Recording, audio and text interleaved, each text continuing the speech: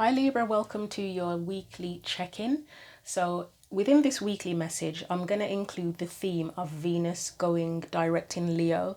I was going to do an sort of just one big reading on the Venus Leo transition, but I thought since I'm doing weeklies, if I do it for each individual sign, then it'll help to narrow down, sort of refine and make the messages a little bit more specific. So within this theme, the Venus went direct on the 4th. In the UK, it was the 4th of September. So now that it's direct, it's probably going to be looking at course correction, where we've been holding things back, especially in terms of our emotional fulfillment. So Venus and Leo have similar themes. Venus can be about pleasure and abundance. Leo can be about creativity, romance, fun, being in the spotlight, having the courage to take risks as well. So the boxes you can see here are from the oracle decks I'm going to be using today, and we will begin and get into your messages. So let's look at the main focal point for you, specifically in relation to Venus going direct in Leo. And with it being a weekly message, it'll just be, say, 7 days from when you view the video, when the video is published.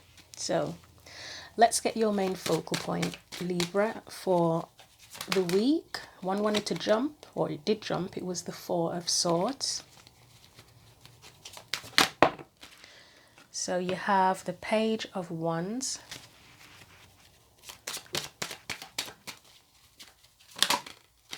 And there may be common themes that come up for all signs. I mean, I already got a journey-related theme in the Leo reading that I just did, and Page of Wands, to me, he's on a journey as well. It's a journey of exploration. It can be about identity. And what am I doing here? I was gonna say this is about the next card would have been about your energy coming into this, but because I was talking too much, I'm gonna have to try that again. You've got the Queen of Wands, my battered Queen of Wands, which I explained in another reading. Page of Pentacles and 10 of Cups, but I'm going to try again because, as I say, I was talking too much and I wasn't focused. So we're looking next at your energy specifically for this week, or for the next several days, should we say. Right, we have King of Swords, and this, I mean, I'm a Libra, I've said it before, I'm a Libra Venus and a Libra sun sign, and this makes sense. I mean, these two in particular make sense for me, and there was a boundary element to it, which is a recent video I recorded about embracing boundaries that came up there. Let's look at any external energies. So we have the 10 of Cups and the Knight of Swords. So the external energy could be another person, or it could just be the energy that surrounds you, that's surrounding you at this time. Let's get one for your advice. And we have the Wheel of Fortune. Wow, okay. Let's get some oracle cards as well, Libra. So first of all, we're going to get one from the Unicorns deck. It's not a deck I use very often, but I just sort of felt like I need to start using it more. I need to connect with it a bit more. So here we go. We have this one here, Not a Fairy Magic and Not a Yeti Strangeness. And I am going to be reading at least part of these two messages from the book, or at least going over the key themes. I wasn't sure if I wanted to read from the book because I don't want these messages to be too long. The monthlies, I'm happy to do long messages, but I wanted to keep these a little bit shorter because it's quite time consuming, and especially doing weeklies as well. Yeah, I've got other commitments like a lot of readers, so it's trying to manage your time, and then there we go. Processing the videos as well. It does take a lot of time. We have Consider Your Foundation here. It says, look at how committed you are to love. And that love, it might not necessarily be someone else. It can be, but to yourself. How committed are you to yourself? And we've got relationship patterns on the bottom. That is, I definitely resonate with that one. And that's where the boundaries came in. But anyway, let's read from the book first. Let's have a look at this Magic, Not a Fairy card first of all. I mean, these are some really interesting and unusual cards. Yeah, I've never seen anything like it, but We'll see what the message is. So it says, the transformation message says, fairies are real. You encounter one along your path. So tiny, so thrilling, dancing her dance. There is a miracle in this, the tiny face speaks, because magic only exists if you truly believe. Suddenly the fairy takes on a new form, fueled by pure magic, the fairy unicorn, mystery upon mystery. Magic within magic. You open your heart and reach out to grab it.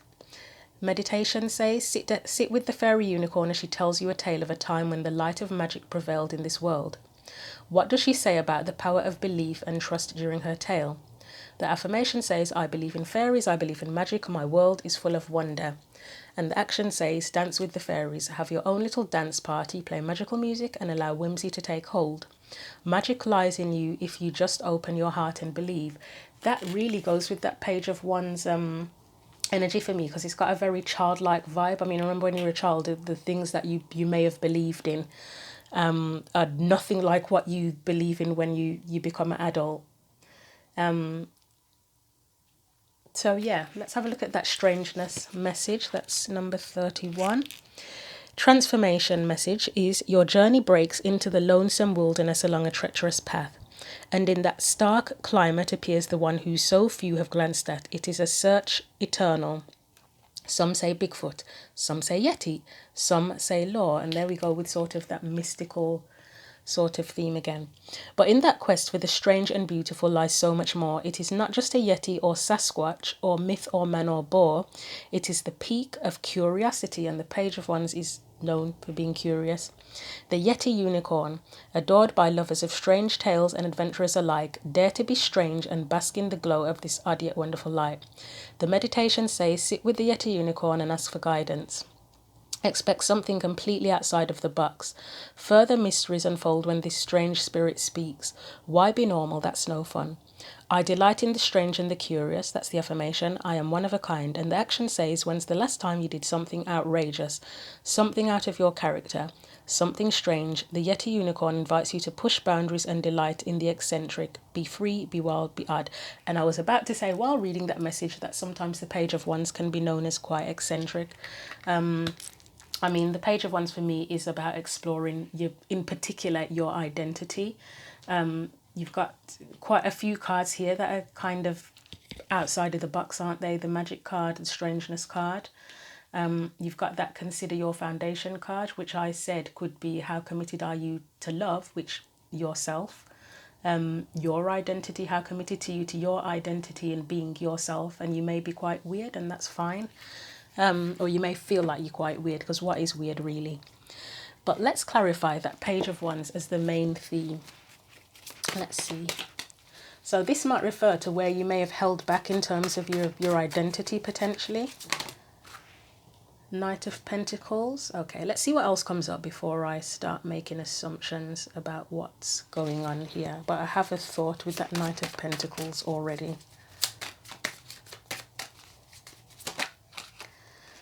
Eight of Wands. Let's get a few more.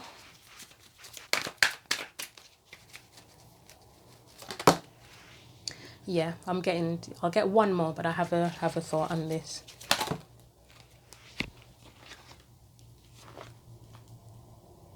Okay, yeah, I really feel this. So, Page of Wands, as I said, exploring your identity. Knight of Pentacles is where, and this is teenager energy, isn't it? So this may be where, in the past, when you were younger, maybe even now, the Page of Pentacles is quite diligent, committed, responsible. That may be what you've felt that you've needed to be, which there's nothing wrong with that. But then sometimes that can be quite restrictive. It can be overwhelming. I get a sense of something about trying to fit in here with that Three of Pentacles. That's where you collaborate with people, and it's feeling here like trying to fit in, showing that you are able to fit in. I get a sense of being overwhelmed here. With the Eight of Wands and Nine of Wands as well. And it's kind of like, have you been overwhelmed by the expectations that have been put upon you, or that you felt that you needed to stick to, that you felt you needed to portray? And this message has come up somewhere else, hasn't it? Which reading was it in? Was it in the Libra reading? I don't know, but there's something here about needing to appear to be a certain way. very responsible, straight down the line, however you want to put it, and maybe feeling like it felt like pressure. And it's not necessarily that people have put that pressure on you. It may have been that you felt that pressure yourself for whatever reason. I don't know. But it's like you felt the pressure to appear to be responsible, diligent, normal, maybe even, whatever normal is. But here with this King of Wands, this is a progression from the King of Wands. This is where you now have the confidence to just be yourself, to take the lead, to take charge of your own life. As I said, this did feel like fitting in, but now you may be looking at where your tribe, where you fit in, but where you genuinely fit in, when you're being yourself, not where you fit in because of who you feel that you have to be, but where you fit in just by being yourself. So yeah, there's we may have some viewers who are quite unique and eccentric, more on that kind of side of things, and that's what you're considering here, your foundation, who you are. Let's look at your energy coming into this, the King of Swords. And again, I feel like it can be about boundaries, setting boundaries of towards others where they've made you feel, or you've ended up feeling restricted because of others, whether it's because they force certain things on you, or views, beliefs, whatever, or it's just that you've just got it in your mind that you have to be a certain way. It can also be setting a boundary with people, and being more honest where you felt restricted. So let's clarify that King of Swords and Eight of Swords is your energy. Ten of Cups. So I would say you're being more honest about what makes you happy, and sometimes that may involve boundaries. You may not even realize it, that you need to set certain boundaries to be, we talked about emotional fulfillment at the beginning, to be properly emotionally fulfilled. Yeah, Four of Cups, that's where you're dissatisfied, isn't it? Emotionally dissatisfied. It's like you can't quite figure out what's good, what's right, what's best. I'll get one more, but that's pretty straightforward. This Knight of Swords came up in the Leo reading as well. It's about, it can be assertiveness, but being confident in going forward, and as we keep saying as tarot readers, speaking your truth, knowing your truth, and not holding back on that. Tread carefully, I would say. You don't want to sort of go ripping everyone a new arsehole if they offend you or make you feel restricted. But, have a balance. You don't have to rip everybody's head off. But, don't be afraid to sort of be yourself. And we've got the Fool. The Fool can be known as being eccentric as well. And they're willing to take a risk. I'll get one more, although, is it even worth it? Yeah. Why not? Hopefully it won't confuse the reading. Oh, what we got? We got the Star. That's your dreams, your hopes. Knight of Cups, same sort of theme. It's about going towards your dreams and hopes and holding on to your dreams. And the Five of Cups is disappointments in the past. Recently, I've seen this Three of Cups spilling out, because for me, Three of Cups can be celebration, but it can be about support. It's just where the support wasn't quite right, or where, again, fitting in, where something, it was intended to be supportive and somehow something about it just wasn't quite right. But then you've got the Two of Cups behind you, so there's still are opportunities for you to genuinely connect with people emotionally. So Libra, your reading's probably going to be slightly longer than the others, and I'm not being biased. It's just that's how it's come out. You got two of these and I wanted to read them from the book. So Knight of Swords, Ten of Cups, it's going to be the same as this, because the Knight of Swords and Ten of Cups appeared here. External energy, the surrounding energy for you is one of being more honest about what makes you happy. And again, there may have to be boundaries set for that. But let's get some clarifiers, right? That's where you were restricted. You're getting repeats. Eight of Swords. Anything else? You sort of freeing yourself from the restrictions by pursuing your Ten of Cups. Four of Swords, that may be where you've needed to heal, or are healing from the things that have held you back. And I'm not getting hurt from that, just a sense of kind of, I'd say it's probably more into the contemplation and considering how you've been held back and how to move forward, I would say. Well, I wasn't going to take those, but that felt like a very relevant jump, the way that jumped out. Yeah, reviewing the past.